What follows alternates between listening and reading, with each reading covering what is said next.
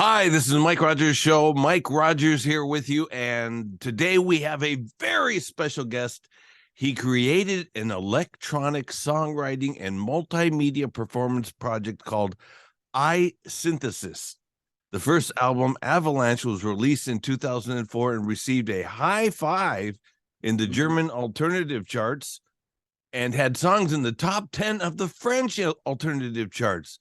iSynthesis was invited to play at the 2005 Wave Gothic Treffen Festival in Leipzig, Germany, and did a mini tour of Europe. Since then, he has released 3 iSynthesis albums and 2 EPs. Won't you welcome Mr. Chris Ianuzzi?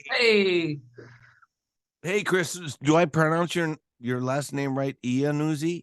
No, Ianuzzi. Oh, okay. So can you introduce yourself to us?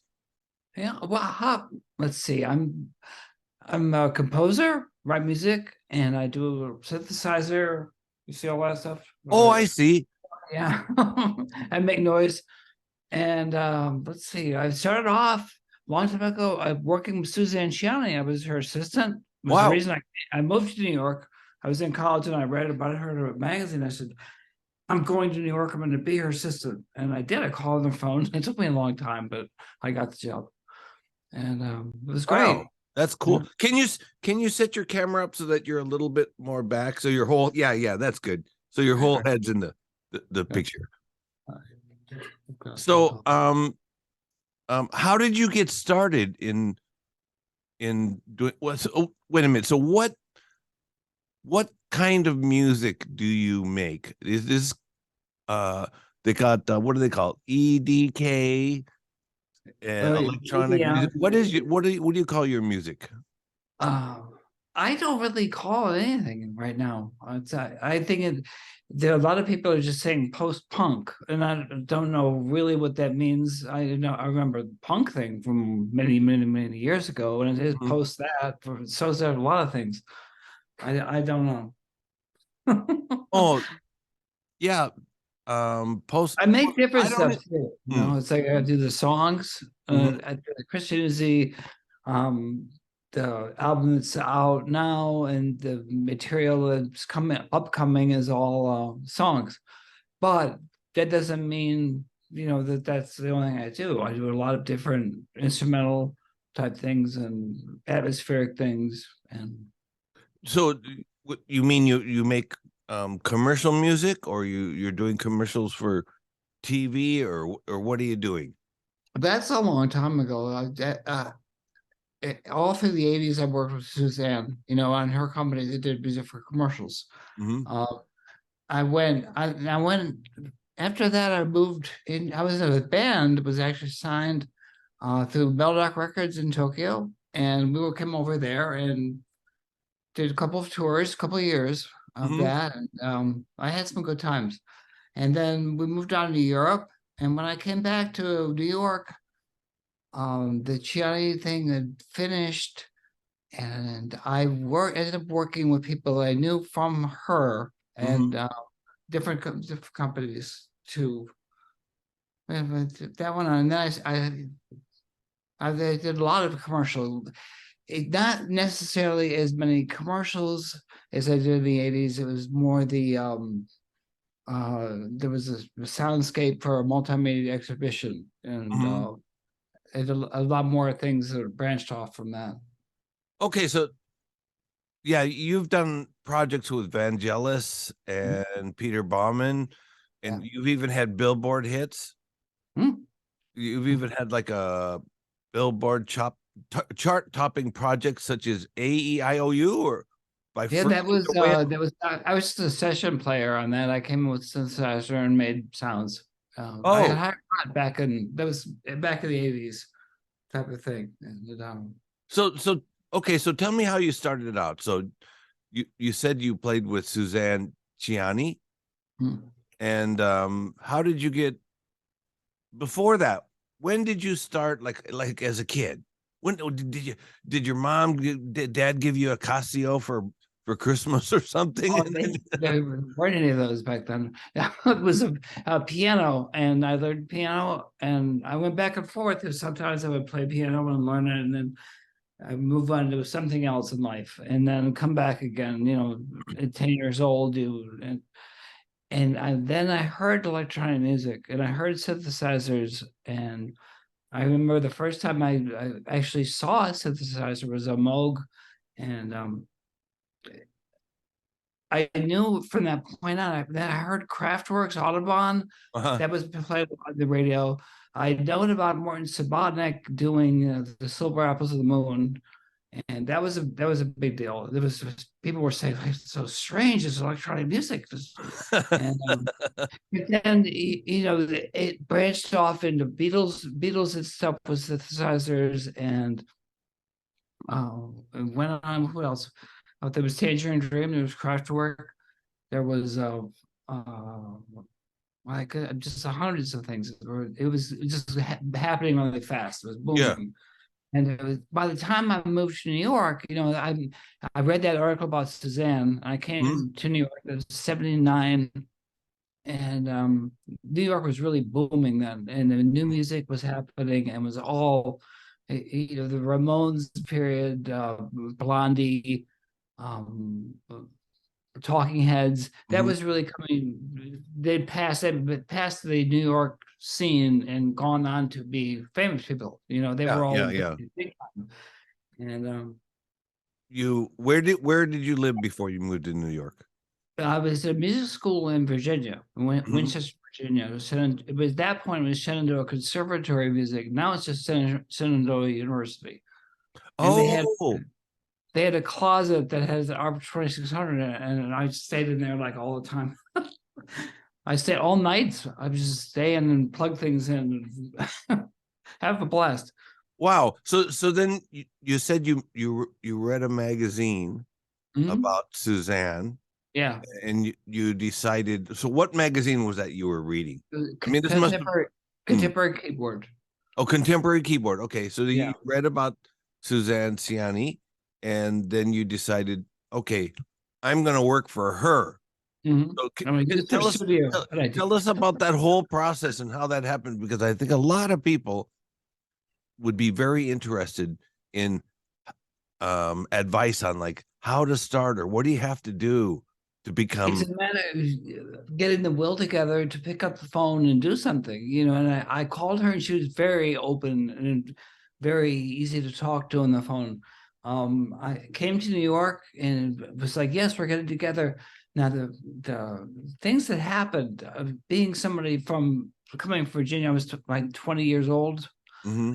It was, I didn't know what I was doing at all. And then I ended up without a place to stay one night, and I had the meeting with Suzanne the next day, and it was all over the place. I ended up like spending with the little money I had left to stay at a hotel, and I overslept the meeting. And I called her. Oh no! Oh my God! Yeah, and she was like, "I'm not going to talk to you." And I called her back and begged her. Pretty much. What am I going to do? I was like, oh God! So that was the beginning. It was the beginning. Well, what's your excuse for oversleeping? I had been on a train that went on to Long Island trying to find somebody that I was in school with, and I don't know what happened to her. And I went, then I ended up hanging in a tree house with somebody. You don't know that. I mean, I eventually got together to say, okay, I'm going back to New York on the train, and it was like 5 o'clock in the morning, and I fell asleep when I got into New York, into a hotel, went to a Holiday Inn, and was like, that's it. I've got it. I can't go to Suzanne's like this. And I overslept the meeting, and that was awful. That's yeah. I don't do that. Yeah. But I really, I don't know what I said to her, but I convinced her. I don't know if I was crying at that point or not, but it was like, I convinced her that it was like, I sincerely, this doesn't happen. I wouldn't do this normally. But so she invited me to observe a session that was going on. And then at that point in New York, there was a lot of recording studios. There are not so many anymore. And the studio musicians are coming out all the time. It was just, I mean, the Brecker brothers, it was like you'd see Neil Jason, these people that you'd read about, you'd seen, and they were there every day. David Spinoza playing guitar. It was like Elliot Randall, who played with Steely Dan. It was like, oh my God. And he was just so, it was other people. And I was just in this world, you know, and it took a lot to get used to. But there was a 1.5 year period of time before meeting her and then getting the job. That went out, and that was you know, she had another assistant, and she said, hang in there and we'll keep in touch. So she said, anytime you want to come and observe a session, you're welcome. And I did. And there was one day, and I told this story recently in an interview about calling. There was a guy that played, who was her assistant. He played Lyricon. You know what that is? It's a synthesizer controlled by a wind instrument with a reed. Oh, is that like what Peter Frampton used in that song? No, that was it. That's a different thing. But this was actually playing a synthesizer with a wind instrument. So you're controlling the inflection and wow. He was their assistant, and he'd been there a couple of years, and I just by luck I called him one night and I said, hey, how you doing? He said, oh, did you get a job today? And I said, what are you talking about? And he said, well, Suzanne and I aren't working together anymore. I'm not the assistant. And I said, what?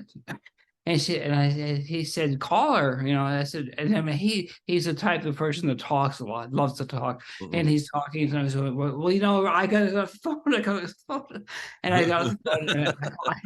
It's like, that's okay. And I called her, and she said, yeah, you show up tomorrow. And it was like friendly. So that took 1.5 years to get there. Yeah. I worked. I had worked in a couple of different recording studios as an assistant engineer. And they didn't really pay anything. They thought you'd be happy to be there, but it was like, okay. And I worked for one summer with a composer that I'd met through Suzanne at that point, named Robert Mason, who had a project called Sound Murals, which was 3D audio moving around. And that really intrigued me a lot. And that it was probably another month before Suzanne thing happened. And then it was a matter of being her assistant. And then gradually she, you know, was letting me program some sounds for a session going on, or do this and do that. And then she would give me an actual job, you know, and it was like, it was big. There was a lot of pressure there. It was like, you grow up fast, you know. but that's amazing that you would, you know, see somebody's name in a magazine and then decide, like, I'm going to call her up and I'm going to get a job. And then you meet her in spite of everything. And then it takes 1.5 years to get a job. Yeah. Wow. Yeah. You must have been very stubborn and a real go-getter. Yeah. I'm Taurus. Yeah. Oh, really?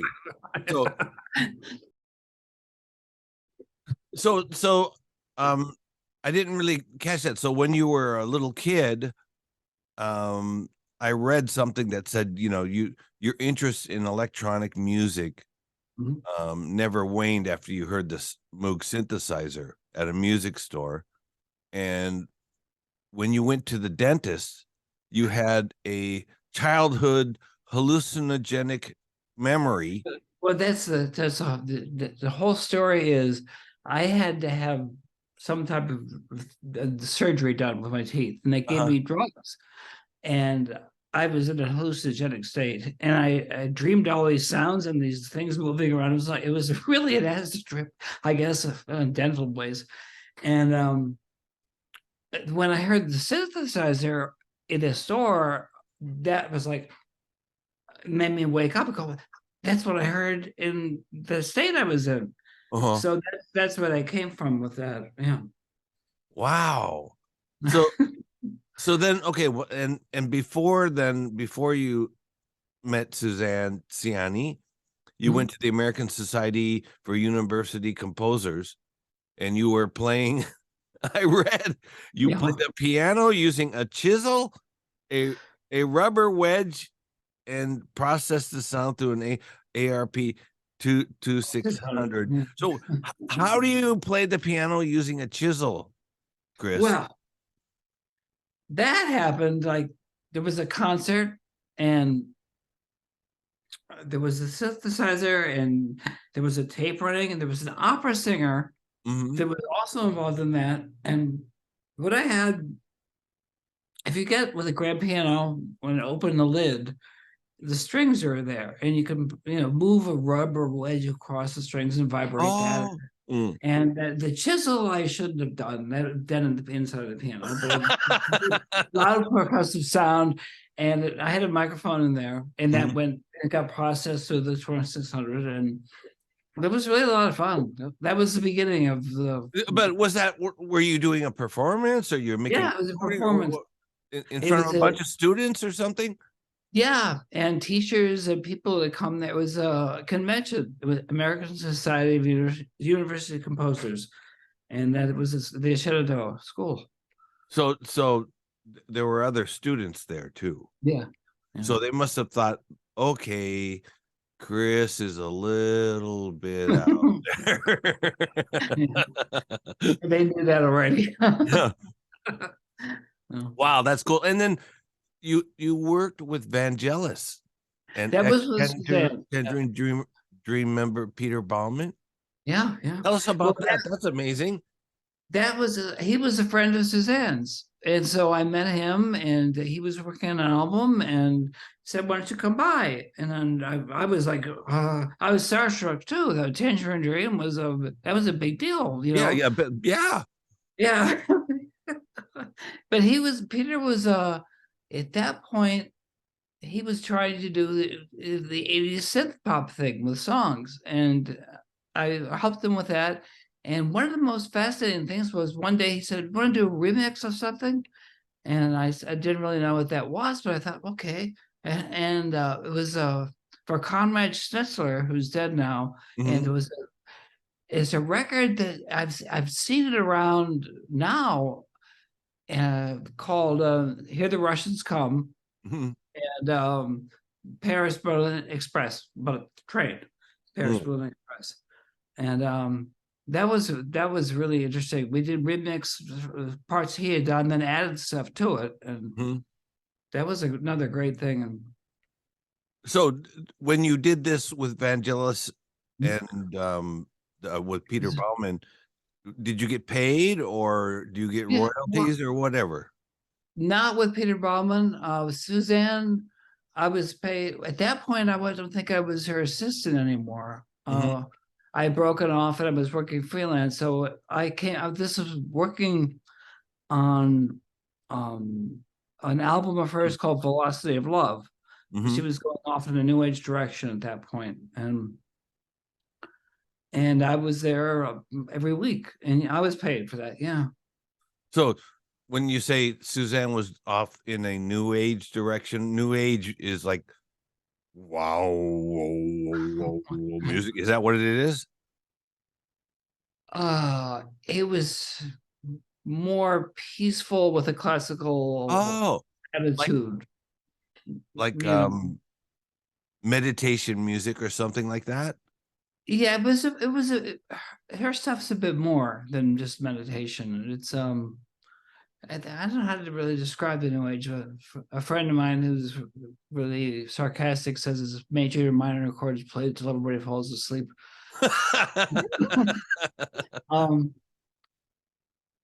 What else can I? One of the first jobs I had done for her when I was an assistant was getting appointments in Japan. And she was coming and she got signed going over there with an album called 7 Waves. And that was, she just finished that. And that was one of the observations I had done. I go on to a session and observed a couple times with her working to finish that album. And, that's my favorite of all of hers. So you went to Japan with Suzanne? No, I know. I sat there and waited, And that was speaking to Tomita, and everybody wanted to meet her. Wow. Yeah, it was fun. That's big. Tomita-san, I think, died, didn't he? He's dead. Yeah. Yeah, 3 or 4 years ago, something like that. Yeah. So, okay, so then you also do orchestral and electronic sound design music for HBO or for just one show on HBO? That was in the 90s. I did a couple of jobs with also A&E. I know A&E. Yeah. I worked with this guy Robert Kahn, who was also employed with Suzanne, and went through the same routine of be the assistant for a period of time and then go off and do something else. And we were good friends, and he had a company, and I worked for his company a lot in the 90s. With the HBO stuff. And he didn't do so many commercials as he did the identity and branding and things. Oh, I see. Okay, so Chris, I want to do this interview in 2 parts. Okay, sure. And this is going to be the end of part 1. And I'd like to come back and talk to you about iSynthesis and your new projects, what you're doing, and come back and talk about all the exciting things that are going on in the life of Mr. Chris Ianuzzi. Thank you so much, Chris. Thank you. If you like this video, go down here, click like and subscribe, and we'll see you back here tomorrow with Mr. Chris Ianuzzi for part 2. See you then. Bye. Bye.